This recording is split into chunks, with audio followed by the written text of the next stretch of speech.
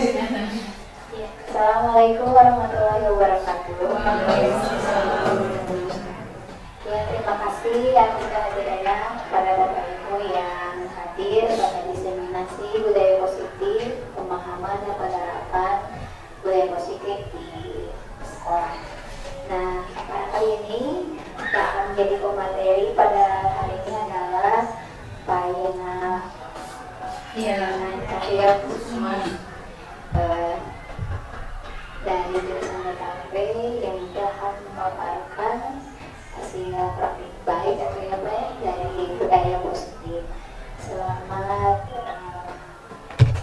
melihat. Silakan saya. Ya, baik, Ibu Gina, terima kasih atas waktu dan tempatnya. Bismillahirrahmanirrahim. Assalamualaikum warahmatullahi wabarakatuh. Bapak Ibu izin berdiri, saya Bapak Ibu ya lebih fresh. Bapak Ibu, hari ini saya akan coba menyampaikan atau mendiseminasikan hasil pemahaman saya di modul 1.4 program guru penggerak tentang budaya positif. Nah, di sini saya beberapa saat yang lalu itu sudah mencoba menerapkan apa yang telah saya pahami di modul 1.4. Ibu Gina, betul. Adapun agenda hari ini Bapak Ibu, kita akan coba pembukaan mungkin tadi sudah oleh Ibu Moderator, Ibu Gina, terima kasih. Kemudian ada ice breaking, kemudian ada penyampaian materi, lalu diskusi dan penutup. Bapak Ibu, kami harapkan Bapak Ibu bisa hadir seutuhnya di sini, kemudian bisa menenangkan hati, menenangkan pikiran, berdamai sejenak, semua. Jadi mohon dihilangkan dulu apapun yang menjadi tekanan hidup Bapak Ibu.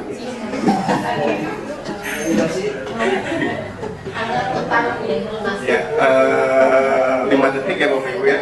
5 detik. Oke, berikutnya Ibu. Nah, sekarang sebelum kita masuk ke materi, ini sedikit ada ice breaking Bapak Ibu, mohon partisipasinya. Bapak Ibu di sini disuruh menebak nama kota dari gambar yang akan muncul. Silakan Bu. Oke. Nah, ini apa Bapak Ibu? Pak Kamus, hebat luar biasa. Ya, betul sekali Bapak. Ya, ini mudah-mudahan kita bisa kesana. Bisa piknik. Oke, ya, betul Pak Kamus. Luar biasa Bapak Ibu.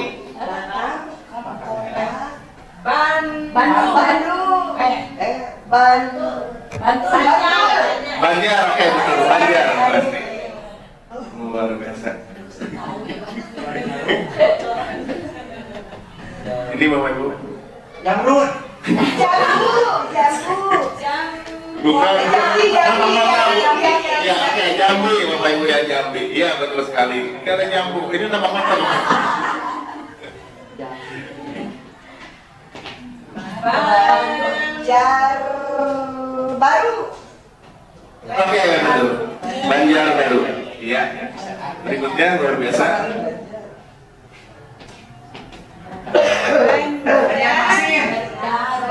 Iya betul, Banjarmasin Bapak Ibu. Luar biasa. Salahkannya kali. Lampung. Iya betul, Lampung Bapak Ibu ini ya. Berikutnya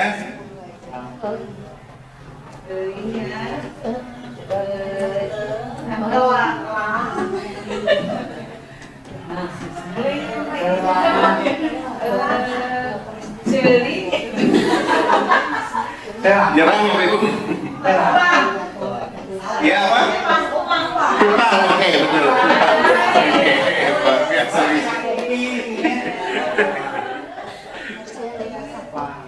Kupang. Oke, luar biasa. Gorontalo, betul. Bapak Ibu, Gorontalo. Iya. Berikutnya Madiun. Madiun, betul. Madiun. Nah, coba Bapak Ibu yang ice breakingnya mudah-mudahan agak semangat gitu ya, agak semangat gitu. Nanti. Oh iya, iya betul. Nanti akan diberikan lagi contoh yang lebih kompleks ya Bapak Ibu, gambarnya ada 8 mungkin biar lebih kompleks.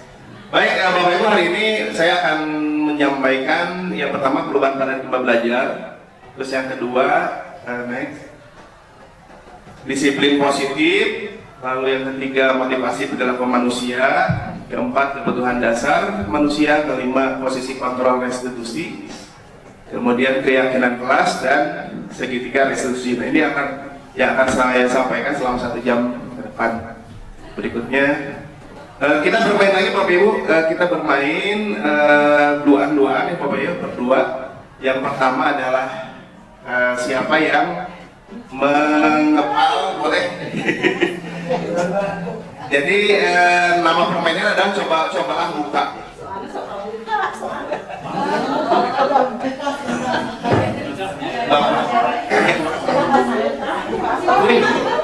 Kepal.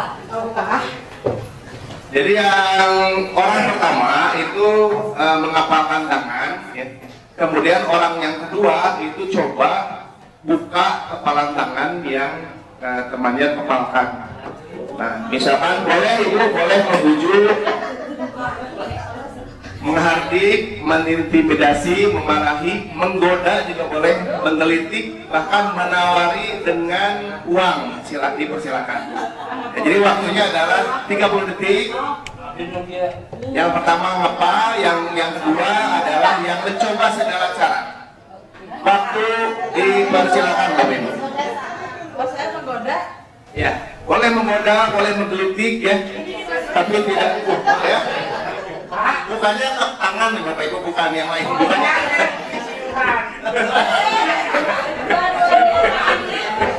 Satu aja satu.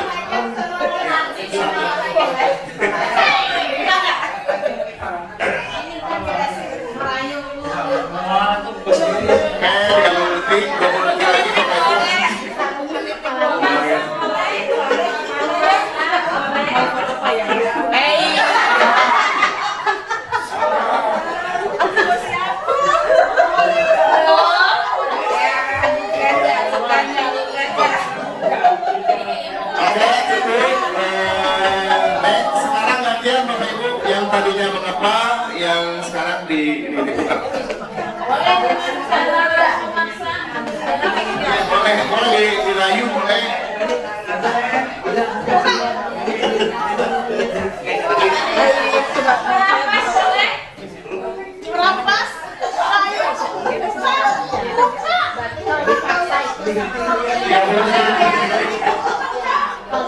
Menggelitik boleh ya.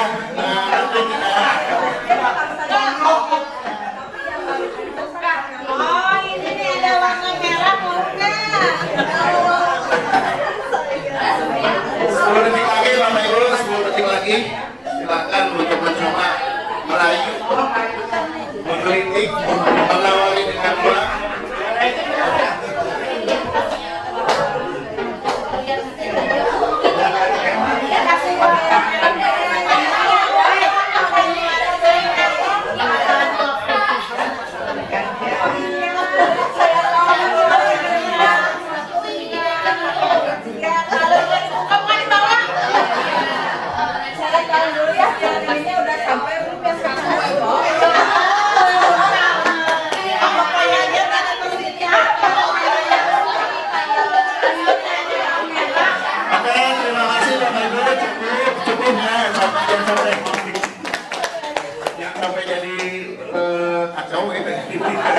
Gara-gara saling berebut.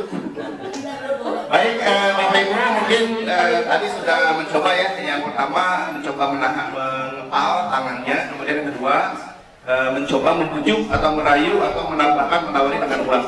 Nah, ada pertanyaan sedikit nih bisa dipikirkan mungkin Bapak Ibu. Apakah Bapak Ibu atau temannya membuka kepalan tangannya, tangan Bapak Ibu?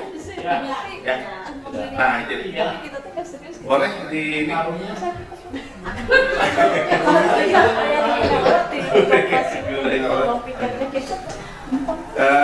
Pak Asep mungkin barusan ini ya bermain bersama Pak Iqbal. Nah, Pak Asep mungkin mencoba untuk membuka kepalan tangan dari Pak Iqbal. Kira-kira dibuka nggak itu kepalanya? Ya, barusan dicoba dirayu gitunya, akhirnya tangannya membuka. Oh ya, ternyata kepalan Pak Iqbal terbuka ya dengan rayuan Pak Asep. Oke. Luar biasa berarti Pak Asep. Terima kasih Pak Asep. Oke, berikutnya. Nah, apakah Bapak Ibu atau temannya menutup kepalan Bapak Ibu? Jadi kalau tadi membuka, kalau sekarang menutup, tetap menutup gitu. Dan alasannya kenapa sampai menutup, tidak membuka? Silakan Bapak Ibu. Barangkali. Tadi yang menutup yang tidak berhasil terbuka siapa?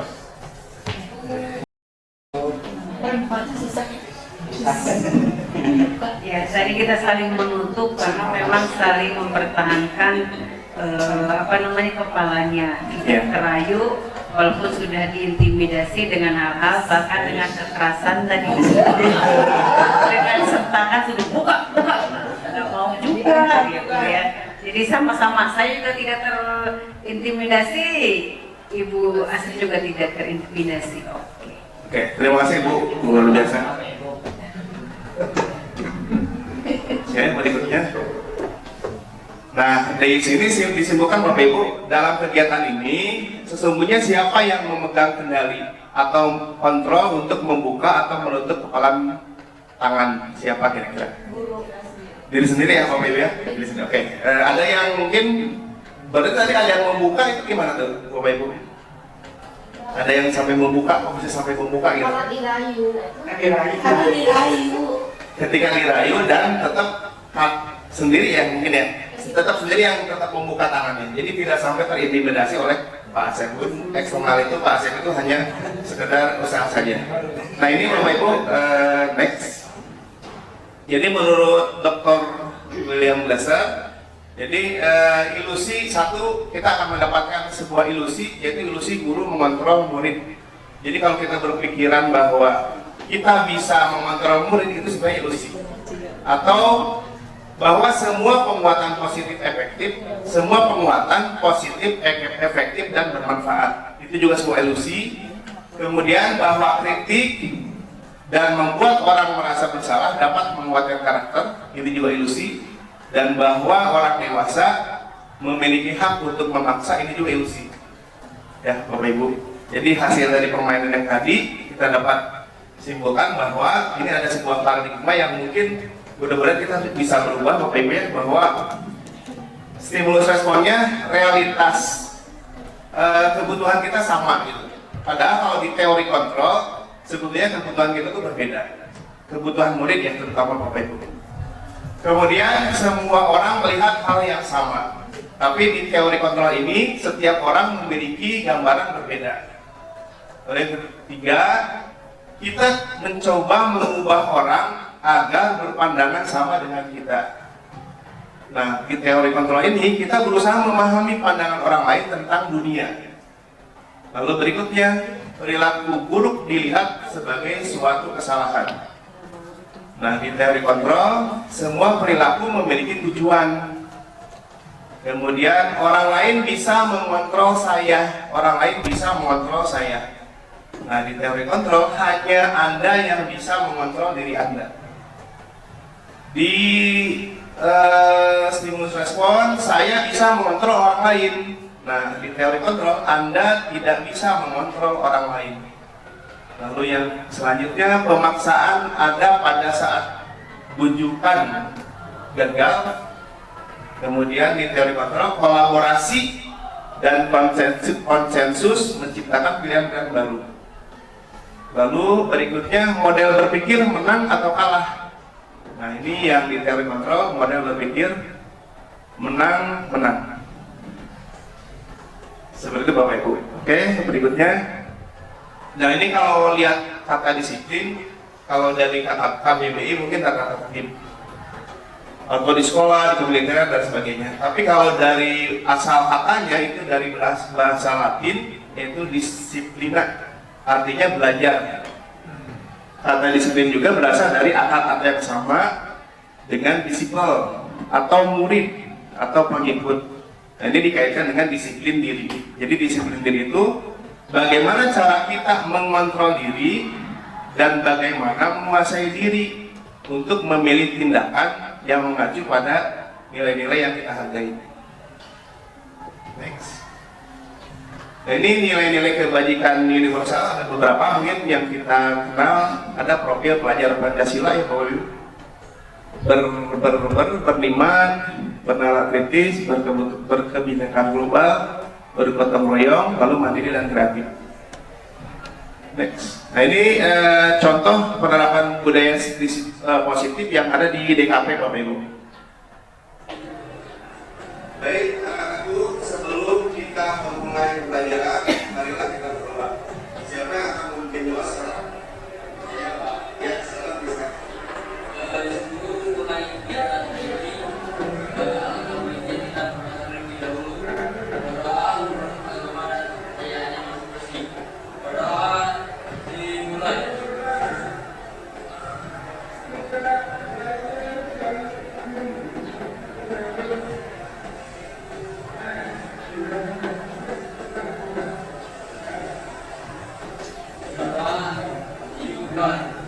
Jika bersalam, Assalamualaikum warahmatullahi wabarakatuh. Waalaikumsalam warahmatullahi wabarakatuh.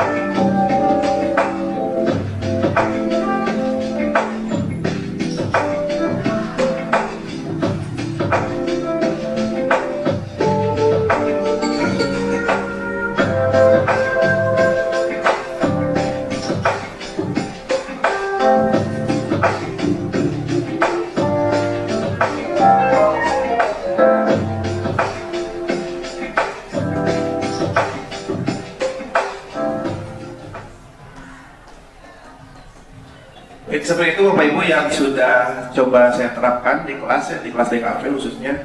Jadi ada beberapa budaya positif yang memang sebelumnya sudah dibuat keyakinan kelas atau kesepakatan kelas. Nanti akan ada materi tentang keyakinan kelas juga. Berikutnya, nah ini ada lagi selanjutnya tentang hukuman, konsekuensi, restitusi.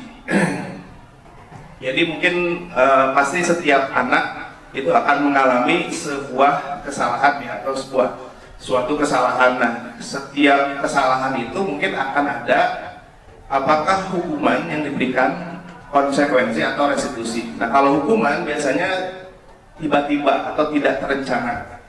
Anak tidak tahu apa yang akan terjadi dan tidak dilibatkan. Hukuman bersifat satu arah dari pihak guru yang memberikan, dan murid hanya menerima suatu hukuman tanpa melalui suatu kesepakatan atau pengarahan dari pihak guru baik sebelum atau sesudah. Ini hukuman. Kemudian kalau konsekuensi itu biasanya sudah terencana atau sudah disepakati, pernah dibahas juga, sudah disetujui oleh murid dan guru. Murid sudah mengetahui sebelumnya konsekuensi yang akan diterima bila ada pelanggaran. Nah, terus yang terakhir restitusi. Nah, restitusi ini proses menciptakan kondisi bagi murid untuk memperbaiki kesalahan mereka sehingga mereka bisa kembali pada kelompok mereka dengan karakter yang lebih kuat. Ini harapannya mungkin kita bisa menciptakan restitusi terhadap sebuah kesalahan yang dilakukan oleh murid atau siswa. Berikutnya, nah ini ada keyakinan kelas. Bapak Ibu, keyakinan kelas ini lebih bersifat abstrak daripada peraturan yang lebih rinci dan konkret. Kemudian keyakinan kelas berupa pernyataan-pernyataan universal. Kemudian pernyataan keyakinan kelas senantiasa dibuat dalam bentuk positif. Keyakinan kelas hendaknya tidak terlalu banyak sehingga mudah diingat dan dipahami oleh warga kelas. Keyakinan kelas sebaiknya sesuatu yang dapat diterapkan di lingkungan tersebut. Semua warga kelas hendaknya ikut berkontribusi dalam pembuatan keyakinan kelas lewat kegiatan curah pendapat. Berikutnya, dan bersedia meninjau kembali keyakinan kelas dari waktu ke waktu. Nah, ini prosedurnya Bapak Ibu. Pertama, mempersilahkan warga sekolah atau murid-murid di sekolah atau kelas untuk bercurah pendapat tentang peraturan yang perlu disepakati di sekolah atau kelas. Kemudian yang kedua, mencatat semua masukan-masukan pada murid atau warga sekolah di papan tulis atau di kertas besar atau kertas ukuran poster, di mana semua anggota kelas atau warga sekolah bisa melihat hasil curah pendapat. Kalau ini saya menggunakan aplikasi namanya Jamboard Bapak Ibu ya, jadi mirip dengan sticky note gitu ya. Jadi menggunakan komputer kalau untuk prosedur keyakinan kelas yang saya lakukan. Kemudian berikutnya, susunlah keyakinan kelas sesuai prosedur pembentukan keyakinan sekolah atau kelas. Gantilah kalimat-kalimat dalam bentuk negatif menjadi positif. Berikutnya, tinjau kembali daftar curah pendapat yang sudah dicatat. Lalu tinjau ulang keyakinan sekolah atau kelas secara bersama-sama. Kemudian meninjau ulang dan menyetujuinya dengan menandatangani keyakinan sekolah atau kelas tersebut, termasuk guru dan semua warga atau murid. Berikutnya, terakhir dilekatkan di dinding kelas. Ini hasil praktek saya keyakinan kelas ya waktu di DKV Bapak Ibu. Baik, hari ini kita akan menyusun keyakinan kelas untuk kelas DKV. Nah, jadi nanti keyakinan kelas ini diharapkan bisa menjadi budaya positif, bisa menjadi disiplin positif.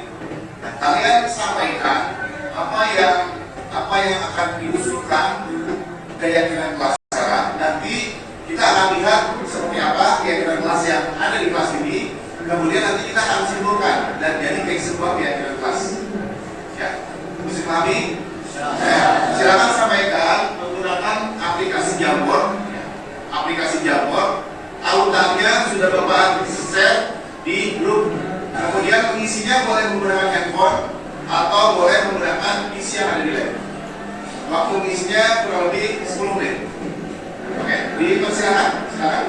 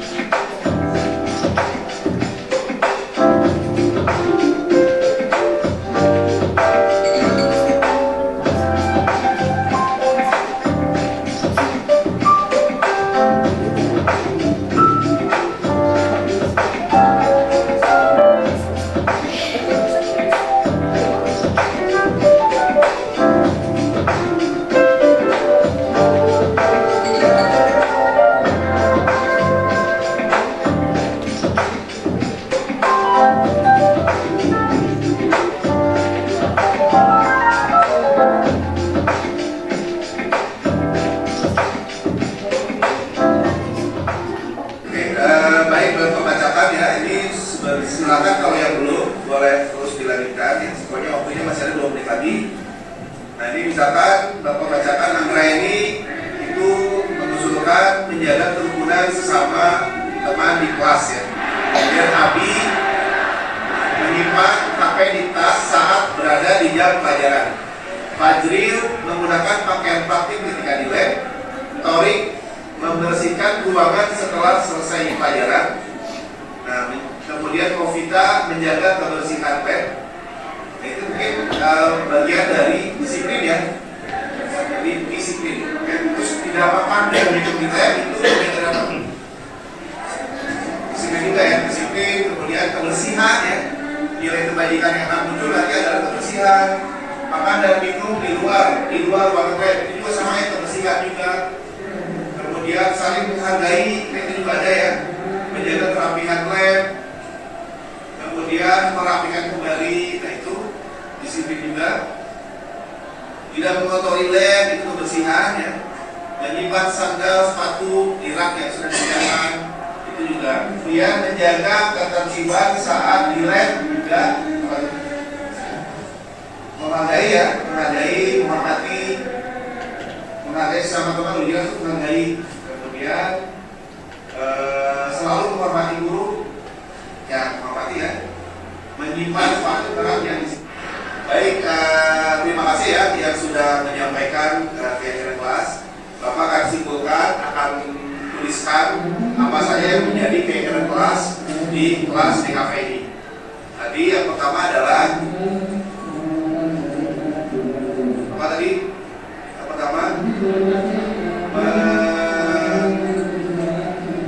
pertama berdoa ya, berdoa sebelum. Nah itu tadi contoh pembentukan keyakinan kelas Bapak Ibu ya. Kemudian kita lanjutkan materinya.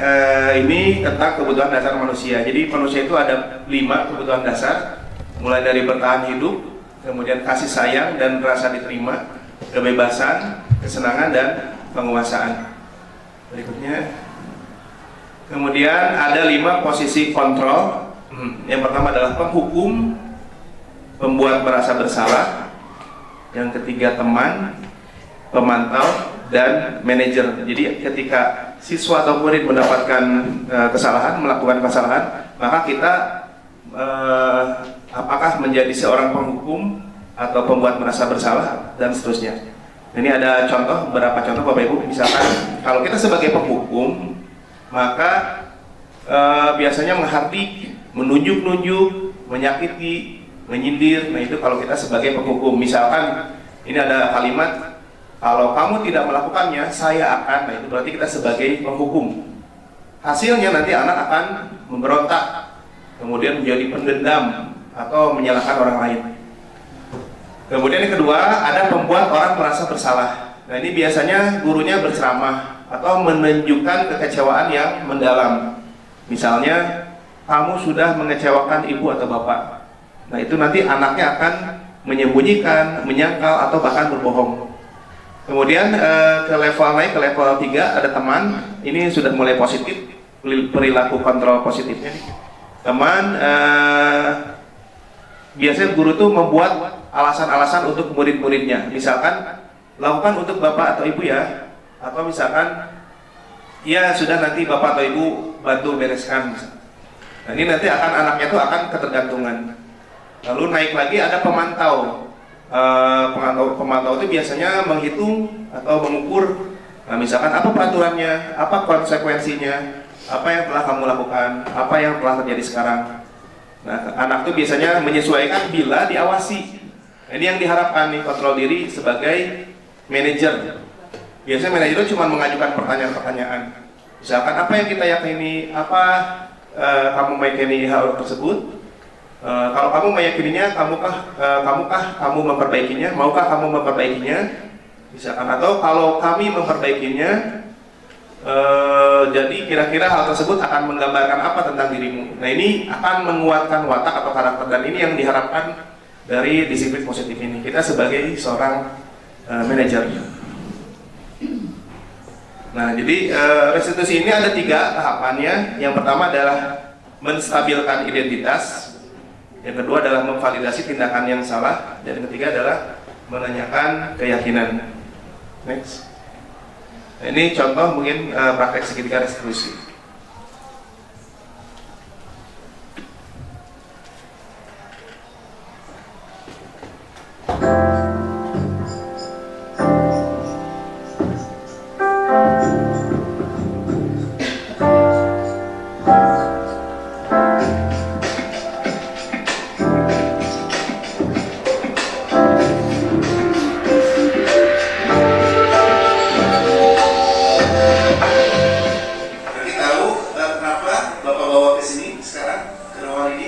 Ya Pak, saya mengaku salah. Saya kali ini tidak menggunakan baju praktek saat pembelajaran ya, karena saya hanya mencoba Pak. Memang tidak dipersiapkan sejak tadi malam tadinya. Ya Pak, saya Alhamdulillah, tapi ya kami sudah melakukan kesalahan. Memang tapi setiap manusia itu tidak ada yang sempurna, ya pasti tidak akan luput dari kesalahan. Termasuk Bapak juga itu pasti banyak kesalahan. Nah, oleh karenanya sekarang itu kita akan mencari solusi. Jadi kita tidak ingin mencari siapa yang salah, tapi kita akan mencari solusinya. Ya.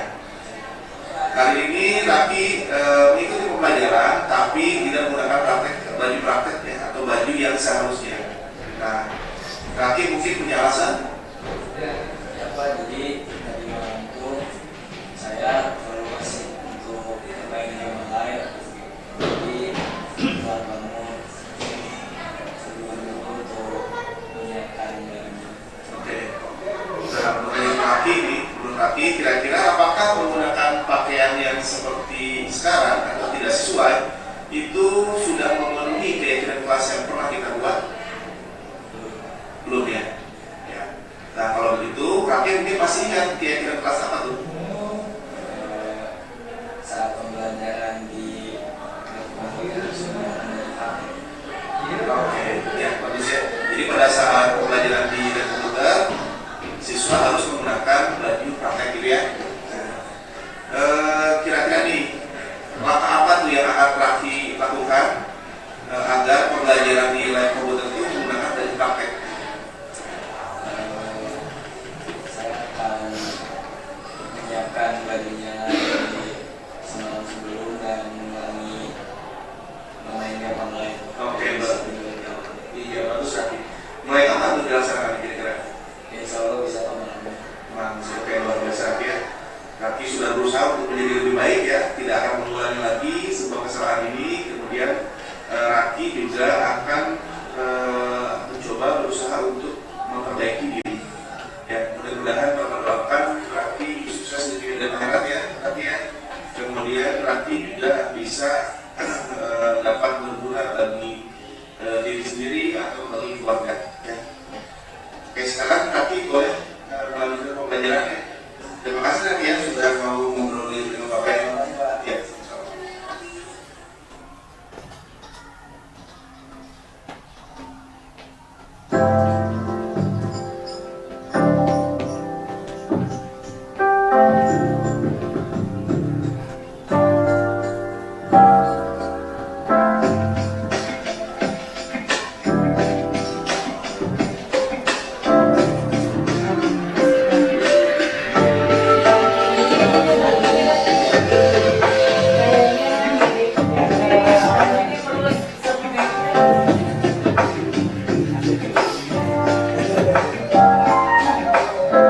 Selamat pagi Raki. Ya. Dan kita mungkin Raki dibawa ke sini, kita ngobrol di sini untuk apa? Bapak, saya mengaku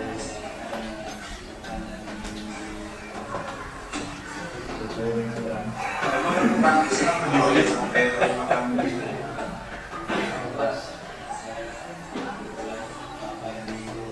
belum sarapan gitu ya? Iya, Alhamdulillah Raki sudah mengakui kesalahan ya, jadi sekarang itu kita membantu bukan mencari siapa yang salah, tapi kita akan mencari solusinya.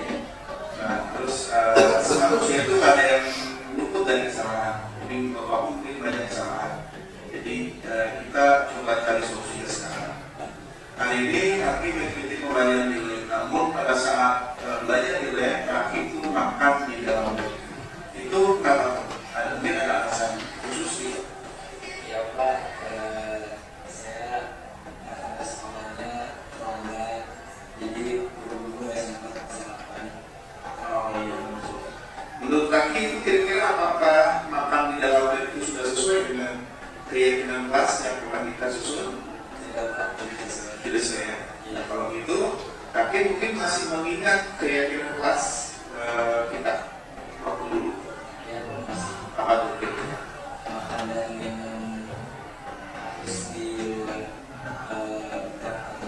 Nah, makan dan minum harus ada di luar lab maupun dalam. Nah, kira-kira langkah apa tuh yang akan Raffi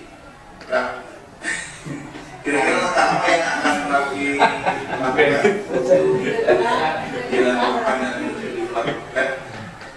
saya akan ini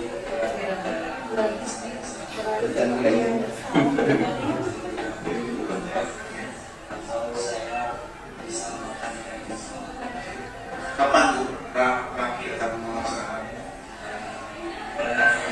Oke, bagus. Nah, ini ya, jadi Raffi berjanji Bapak ingatkan kemudian kelas bahwa makan dan minum itu harus di luar dan jadi sekarang Raffi sudah berusaha untuk berubah, berusaha untuk lebih baik ya, tanpa belakang kaki itu sukses ya dunia dan akhirat dan mendapatkan pembelajaran yang lebih baik. Ya.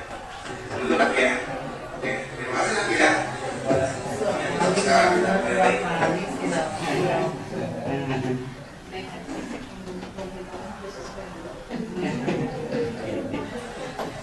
Raffi, tadi kita sudah melaksanakan restitusi ya, dari kesalahan yang telah dilakukan oleh Raffi.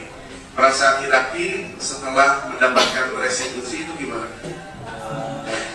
Jujur saya merasa senang karena dengan itu dapat saran lah gitu sama bisa memperbaiki diri lagi. Senang sih Pak. Jadi kayak saya merasa diayomi. Baik, terima kasih ya Raffi ya. Oke. Baik Bapak Ibu, tadi itu sebenarnya bukan real ya, tapi itu hanya skenario saja. Jadi hanya sampelnya mungkin ada satu siswa yang kita sepakat memilih Raffi itu di jendela ya. Jadi bukan kejadian sebenarnya, tapi itu mudah-mudahan bisa menggambarkan bahwa proses tiga restitusi itu adalah seperti itu gitu. Misalkan pertama mulai dari tidak langsung dijudge gitu anak itu, tapi distabilkan dulu identitasnya. Kemudian yang kedua baru tetap kesalahan itu harus tetap dinyatakan salah gitu. Ketika tadi misalkan siswa R ini dia makan di lab atau menggunakan baju praktek yang tidak tepat, maka dia tetap harus tahu bahwa itu kesalahannya. Terus yang ketiga, kesalahan itu apa yang telah diperbuat itu telah melanggar apa? Telah melanggar apa yang dia yakini itu dulu sebelumnya, telah disampaikan sebelumnya pada saat keyakinan kelas. Nah, ternyata dia sudah meyakini, menyadari bahwa memang kesalahan saya itu adalah saya sudah melanggar sebuah keyakinan yang sudah saya sepakati, yaitu memakai baju praktek dan makan tidak di luar net. Sebenarnya itu Bapak Ibu ya. Bapak Ibu, mungkin itu saja yang bisa saya sampaikan hari ini. Barangkali mungkin ada yang bisa mau berdiskusi, mangga dipersilakan. Boleh Pak? Ini ya. Mungkin langsung aja. Ya. Barangkali Bapak Ibu ada yang mau disampaikan atau ya. Oh. Atau sudah cukup mungkin Bapak Ibu? Cukup ya? Oke, kalau sudah cukup Bapak Ibu terima kasih atas kehadirannya hari ini. Mohon maaf apabila ada kekurangan dan kesalahan dari saya. Terima kasih, semoga bermanfaat. Assalamualaikum warahmatullahi wabarakatuh.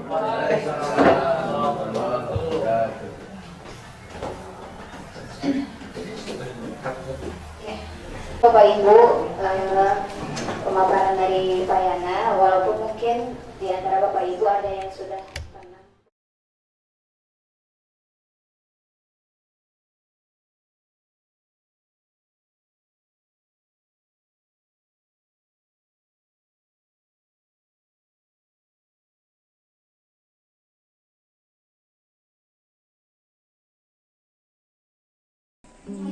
Menurut saya untuk diseminasi kemarin mengenai budaya positif sangat menarik karena kami para guru jadi lebih memahami tentang posisi kontrol, apakah posisi kontrol kami ini sudah sesuai, sudah tepat atau belum, dan apa yang harus dilakukan agar posisi kontrol ini bisa tepat dilakukan kepada peserta didik.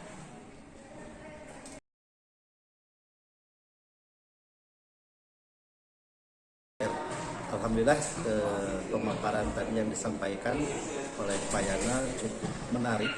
Yang pertama dari cara menyampaikan ataupun menjelaskan itu cukup dimengerti, dan penjelasan itu banyak kiranya yang bisa saya dapatkan, terutama bagaimana cara menangani anak, bagaimana cara mendidik anak gitu.